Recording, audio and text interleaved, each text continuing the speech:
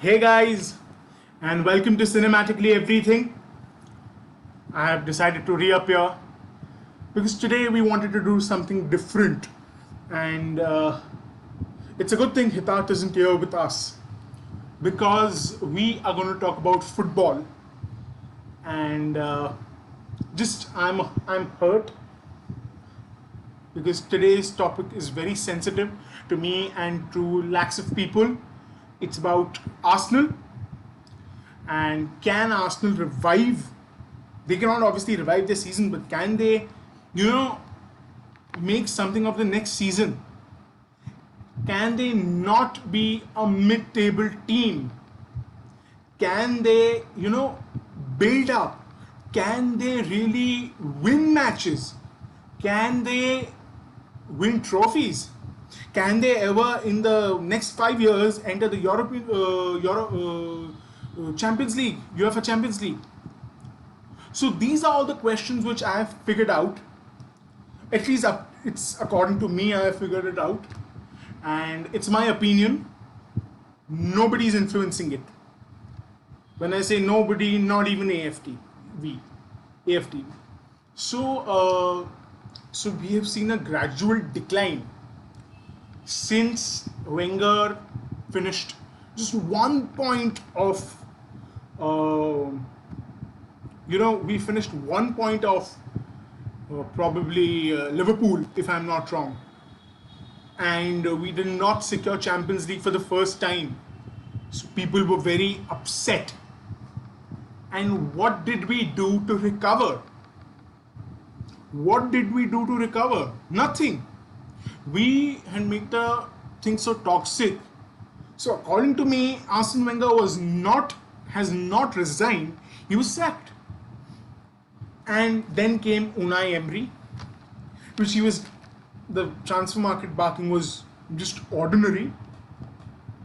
Okay, and then we reached the Europa League finals. But we had a humiliating loss to Chelsea. But also that season, if we noticed, we lost to Brighton, or drew to Brighton, and that failed. Because of that, we couldn't secure a Champions League spot. Then the next season, we were performing terribly in the sense terribly, and then Unai Emery got sacked, and Mikel Arteta came in. Mikel Arteta is a former Arsenal player, if you all guys don't know. He was a midfielder. He was a captain of the club. So he was supposed to be given a full season. Half season you cannot recover, but he at least changed the toxic things that were going on. He changed the pattern. He stuck to a tactical thing. So until and unless the coronavirus came into February 14th or 15th was our match against Olympiacos, and second leg, and we lost that match because of a last minute error from Bernd Leno, our goalkeeper. So they scored from the corner, if I'm not wrong, and they marched into the finals, and their owner had tested positive. So then after one Premier League match, Arteta declared that he's positive for coronavirus, and the matches were pushed, and finally they were they postponed the season. But until then, he was following a straight strategy, 4-2-3-1. Then after the restart, first game he used a 4-4-3 or something, 4-4-2 or 4-3-3. But then after we lost to City, and we lost to Brighton as well, we changed it to 3 at the back. So when we were 3 at the back, we were performing well. We won the FA Cup. Then at the start of next season, which is this season, we had an ordinary transfer window. compared to other clubs, obviously. You know, then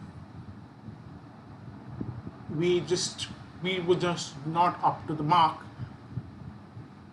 We were terribly, we had no creativity.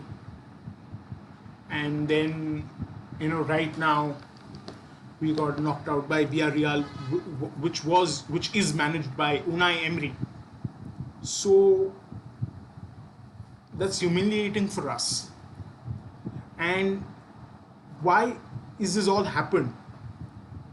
This has happened because lack of ownership. Not lack of ownership in the sense that it was not a stable ownership. It was a stable ownership. It was a really stable club. But the ignorance of the owners, Stan and Josh Kroenke. So basically, I think so. They haven't had an involvement in a long time. Be it anything. They handed over the club transfers, everything to a man called Raul Sanllehi. So Raul Sanllehi was, I think so, the director of football, and he was promoted and all. And then due to the COVID pandemic, they said we need to take a pay cut, otherwise we will not make it. We will be in loss of a club and whatnot. But they also did it because they wanted to save jobs, as Raul said. But they ended up, firing 50 odd people or more, and one of them was the popular Gunners mascot, the Gunnosaurus. And that was a really changing point because the players, they took a pay cut. For example, Aubameyang is earning 350,000 a week. So 350,000 a week, but that too they have cut it down to maybe 25%. I think so. It was a 15% cut, 20% cut. Okay, so approximately 60-70,000 cut.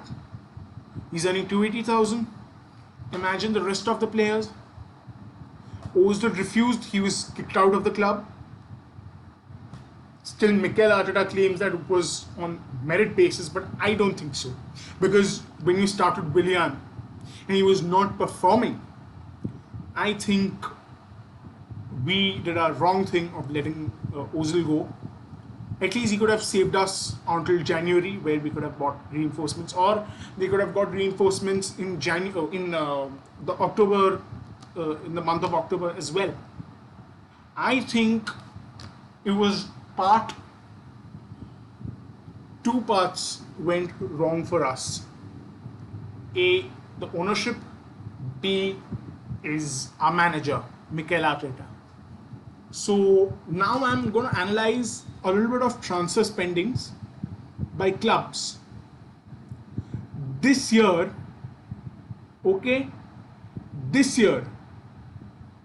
we have spent approximately 75 to 80 million pounds. And in that case, we have made only 20 million pounds.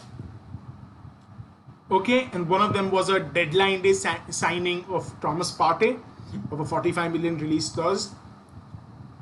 Also, we sold one of really good performing goalkeepers, Emiliano Martinez. Aston Villa has spent more than us. They spent approximately 80 to 85 million. Chelsea spent approximately 220 to 250 million. Everton spent approximately 90 million and approximately 100 million as well.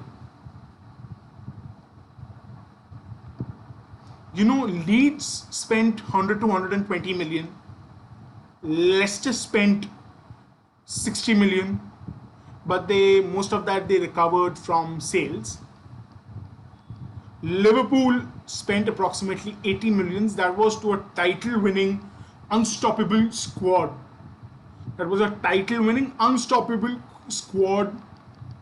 They spent.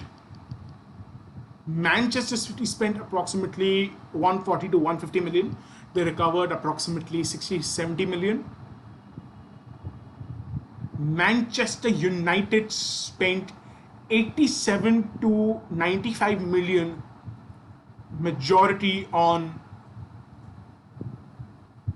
Facundo Pellistri, Alex Telles, Van de Beek, and many more. Newcastle spent 40, Sheffield United spent 50, approximately 50 million. Tottenham spent 60 million, approximately. You look at how good West Ham is. They only spent 20 million and they recovered 20 million. This is kind of business. And let me tell you, City reinforced. Okay, Liverpool reinforced their squad. Now let's check out the net spend of net and gross spend. Manchester City has spent almost over 1 billion. United have spent almost 800 million. Everton have spent almost 550 to 600 million. Arsenal, on the other hand, spent 450 million, recovered approximately 200 million, and their net average spend is approximately 50 million to 55 million per season. You know, Liverpool were not scared, were really not scared to go and spend on their players. I still remember Wenger wanted to go for Mo Salah, and this was all over the news. Okay, he wanted to go over Mo Salah, but the scouts said don't. He's a risk. Don't. Liverpool spent approximately 40-45 million on purchasing him from Roma.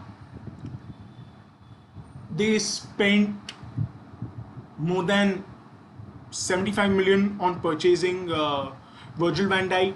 They spent more than 65 million purchasing Alisson. They spent approximately 30 million on Thiago. They spent. Then who did they bought? They bought Diego Jota. They spent 40-45 million for Diego Jota. So they were not afraid to spend. They were not afraid to spend 75 million on Virgil van Dijk. Similarly, Manchester United, they are in the finals of the Europa League. They spent 80 million over Harry Maguire. They spent 40 million on Van de Beek. They spent 20-25 million on Alex Telles, and so on, so forth. Whoever they have signed. Van Bissaka, they spent some 60 odd million, 58 million. City were not afraid when they needed a defender. They were not afraid to go and just activate the release clause of Laporte. And then they bought Diaz. They bought Ferran Torres. Torres, or whatever. They bought Rodri to reinforce a defense. You look at Tottenham. They got Højbjerg, they got Bale, they got Reguilon. They bought Bergwijn. So different players they have bought. Some clubs, have dared to buy. Like Aston Villa this season, they spent. Leeds this season, they spent. Leicester, they spent. They bought Fofana, they bought Tielemans, and a lot of players. And you see the results they are getting. Liverpool were almost unbeaten last season. Arsenal beat them. I think so. City beat them. I think so. Watford were the ones we all thanked, for making them lose. I believe we spent 72 million on Pepe. Okay, why spend 72 million on Pepe? I don't understand. He was a 50 million player, I would have understood. And this is the thing, the amount of 72 million you've spent, okay, great, you've spent a lot on a player you wanted, or you believe that you could have bought him. Okay, and you went and bought Nicolas Pepe. 72 million, but that was split over his contract. Okay, so technically we have just paid 20 million per season. Technically, I can be right, I can be wrong. We spent 20-25 million per season purchasing Pepe. We bought Gabriel from Lille for approximately 27-28 million. I believe that was great signing. Saliba has not proven himself yet. He's a great talent, but he's not proven himself yet. We went and bought Pablo Mari for 8-10 million. Was he worth it? Is he worth it? No, I don't think so he's worth it until now. Cedric, not a lot of good performances. Thomas Partey, you need to give him time. Okay, now what I think should be our motive is first getting Stan Kroenke out of Arsenal, because I think so Stan Kroenke is a big problem. Is a big problem. I remember from Wenger's season, the way the decline started was, he said we'll spend this much, we'll spend this much, we'll spend this much, we'll spend this much. Despite not qualifying for Champions League, your summer transfer spend is not more than Alex Lacazette and Sead Kolasinac free. When you want Champions League qualification, you are out of it, you are a Champions League club. Tell me one thing, why have you not gone and spent when you have the money? And then you have I think so he was a great manager. He could have been given one more season with good signings and he could have turned things around. No, we didn't. We bought him Aubameyang on the deadline day. Okay, and if you see Aubameyang on deadline day, he proved to be a lot lethal. He scored 13-14 goals in these January to May. If he was given a full season, he could have scored a hell lot under Wenger. Then came Unai Emery. Okay, first season he was not backed well. You bought Socrates, which was approximately 16 million. You bought Torreira, 25 million. Bernd Leno, approximately 27 million. Guendouzi, 8 million. All those players we went and bought. I think so we bought, who else did we buy? No, we didn't buy anybody else, if I am not wrong. So, how do we see progress? Let's check. Bernd Leno is young. Guendouzi is young. Who else did we buy? Torreira was a decent buy. Decent age, young age. Still he's young. We bought a 30-plus-year-old defender. Experienced defender, good. But when you had experience in terms of Koscielny, even though he was injured, you could have gone and bought new talents. Then the next season, when we missed out on Champions League, nearly, okay, we didn't renew Aaron Ramsey's contract, which was, I think so, probably our biggest regret. Aaron Ramsey, either we could have sold him for 40-50 million, or we could have signed a new contract, because this guy Ramsey was really good, and I think so the protests are justified for the owners. They need to get out of the club.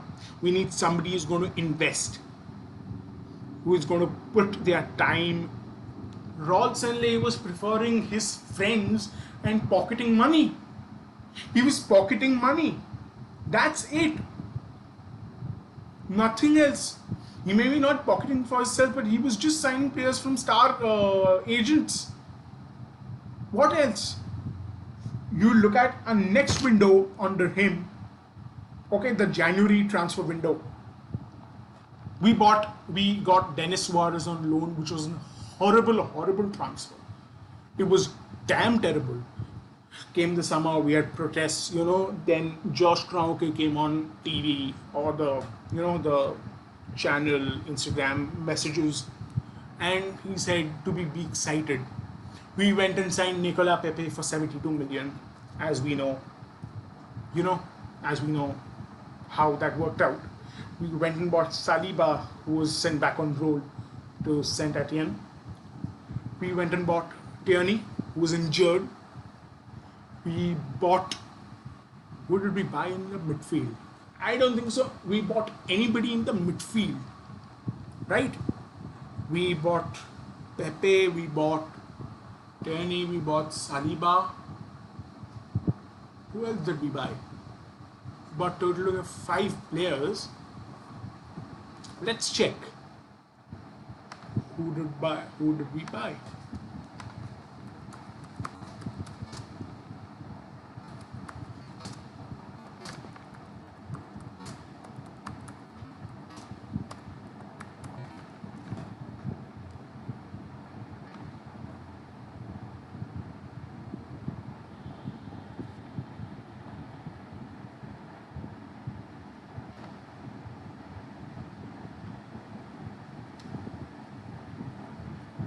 We had David Luiz. We had Martinelli. We had Danny Ceballos. Correct? And so on and so forth. We spent a lot of money on Pepe. We got David Luiz on the last year of the transfer. Again, senior player, good. But you cannot have 2 senior players and a leaky defense when you don't have a. Basically, you had Mustafi, who was error prone, Socrates, who was error prone, David Luiz. He gave away so many penalties. That's error prone. Okay. Then we come to, I think so, we came to the January transfer window under Mikel Arteta. We signed Cedric and we signed Pablo Mari. Pablo Mari nearly didn't play. Okay, then he got injured. And then he didn't play. We won the FA Cup of the Mustafi and somebody pairing.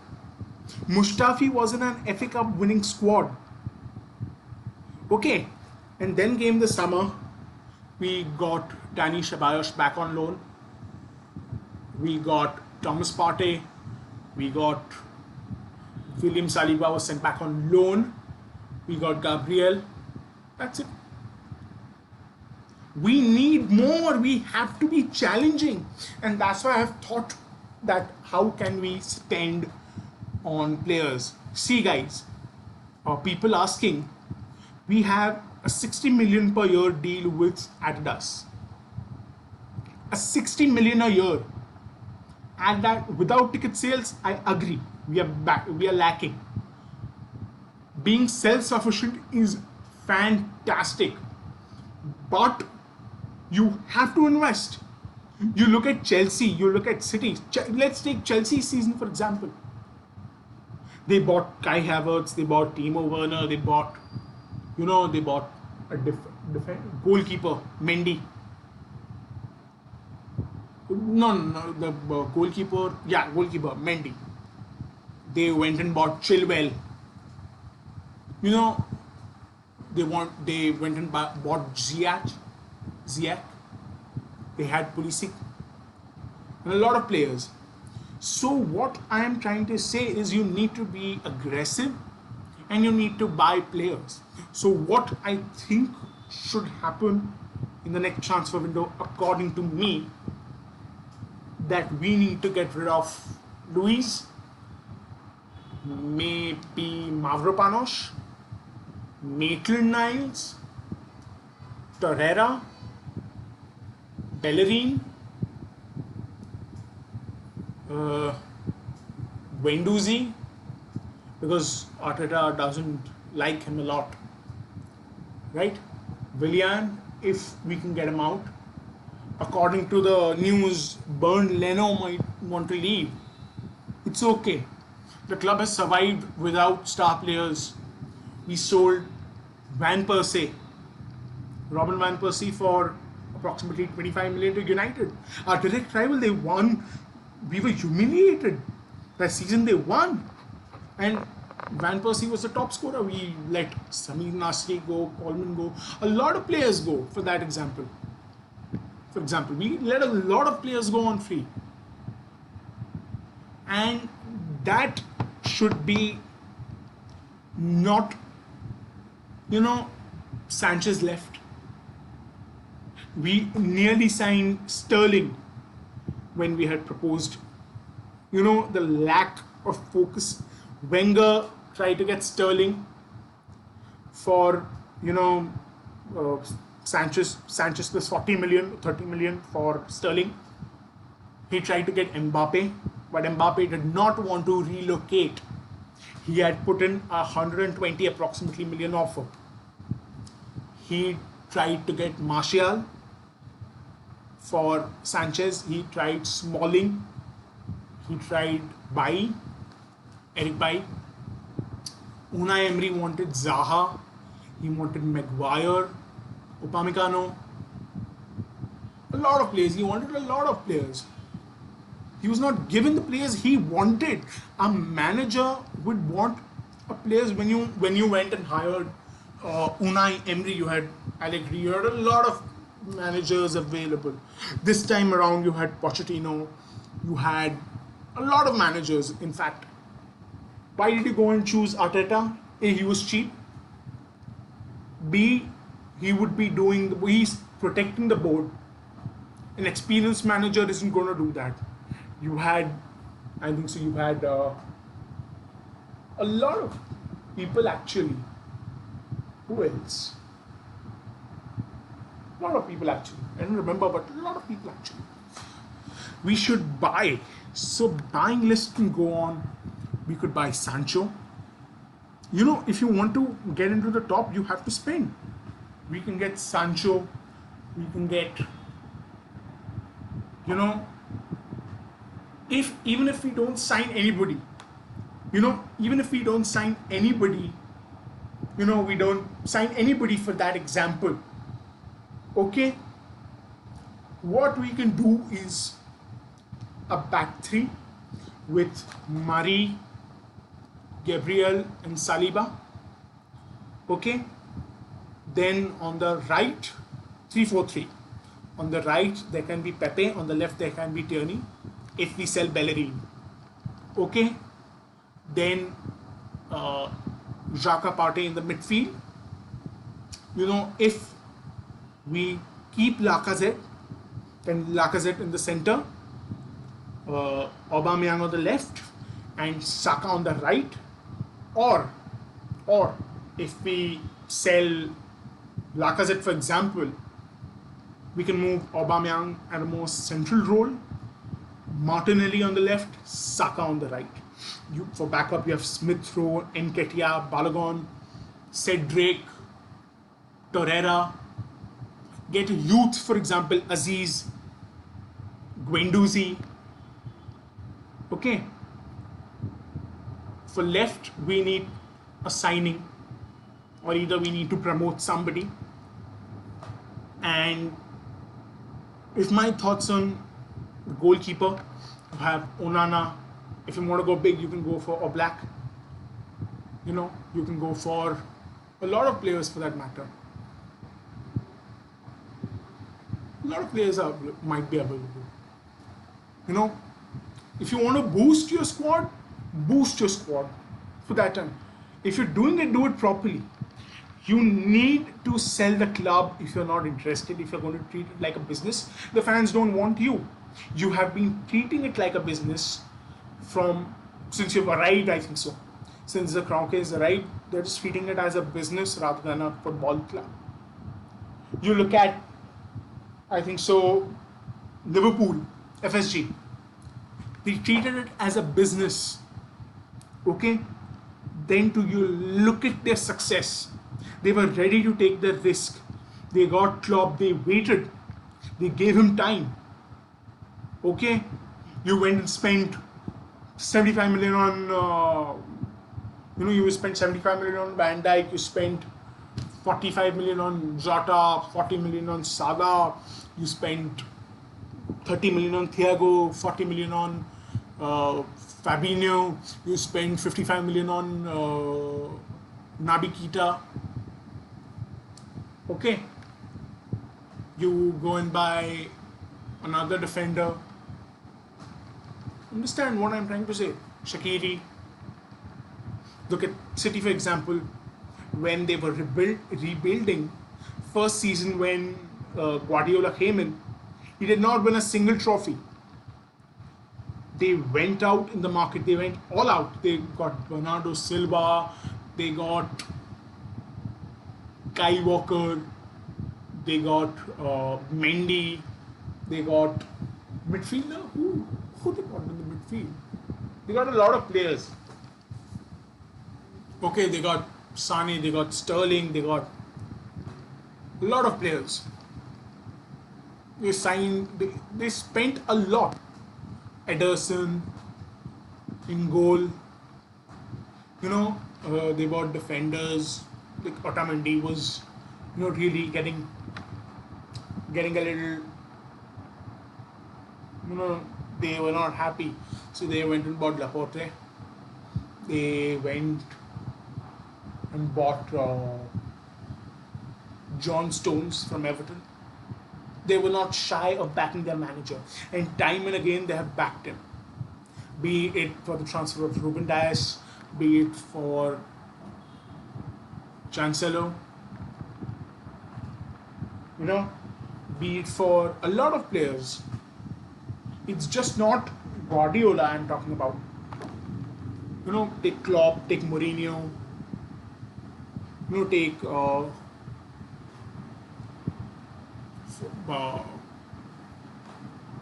Pochettino, for example. Pochettino wasn't given money, but then Mourinho came. They signed Getson Fernandes, they signed Le Celso, Ndombele. They got Højbjerg. They got, who else did they buy? Reguilon, Bergwijn, Lucas Moura. What is the plan with Arsenal that they're only linked to players who are unwanted by the club, like Draxler, like a lot of players. Draxler has been linked for, I think so, for the last 5 years, or until I remember, every transfer window it comes out 30 million transfer to Arsenal. Why are we going after cheap players? Okay, I understand that you have to be smart, you have to buy, you have to have good purchases. Smart purchases. But I don't understand that model that go for somebody who's cheap, okay, so that you save money. They could have gone and bought a lot of people, for example. They signed Socrates. They could have gone and signed a lot of players.